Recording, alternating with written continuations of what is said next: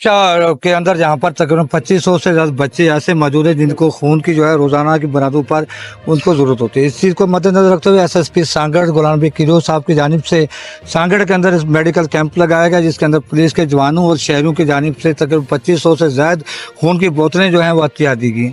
लेकिन इस वक्त तशवीश की जो बात सबसे ज़्यादा जो सामने नज़र आई है वो ये है कि 60% जिन जवानों ने जहाँ पर आज खून दिया उनमें % जो नौजवान हैं उनको हेपेटाइटिस बी और सी जो है उसकी पॉजिटिव आई है। इस पर हम एसएसपी सांगड़ हमारे साथ मौजूद हैं। कहा जा रहा है कि हेल्थ कार्ड भी दिया जा रहा है और बहुत सारी सहूलतें भी होने के बावजूद भी ये जो तशवीशनाक जो सूरत सामने आई है इसको किस तरह से पुलिस जो है इसको देखेगी, क्योंकि फैमिली को देखेगी। सर जी क्या होगा इसके लिए? सर देखिए, ये इंशाल्लाह भी ये हमें पता चला है कि हमारे जवान भी बीमार हैं, उनको भी कोई बीमारी निकली है, तो ये हेल्थ कार्ड हमें मिला है। हमारे आईजीपी सिंध गुलाम नबी मेमन साहब के कोशिशों से गवर्नमेंट ऑफ सिंध ने हमें ये हेल्थ कार्ड दिया है हर जवान के लिए और उसकी फैमिली के लिए।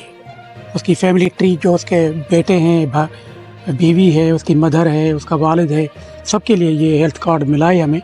और इंशाल्लाह इसी हेल्थ कार्ड से हम जितने हमारे बीमार जवान हैं उनका इलाज होगा और पाकिस्तान के अच्छी हॉस्पिटलों में होगा।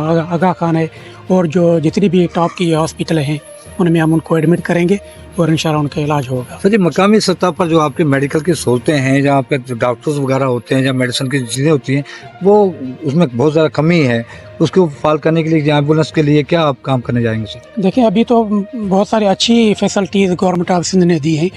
11 11 ये देखें एम्बुलेंस से चल रही है, विद इन नो टाइम वो पहुंच जाती है। तो हमारे ऐसी कोई बात नहीं है कि उनका इलाज नहीं हो रहा है, बिल्कुल उनका इलाज हो रहा है और इंशाल्लाह इसको मज़ीद हम अच्छा करेंगे।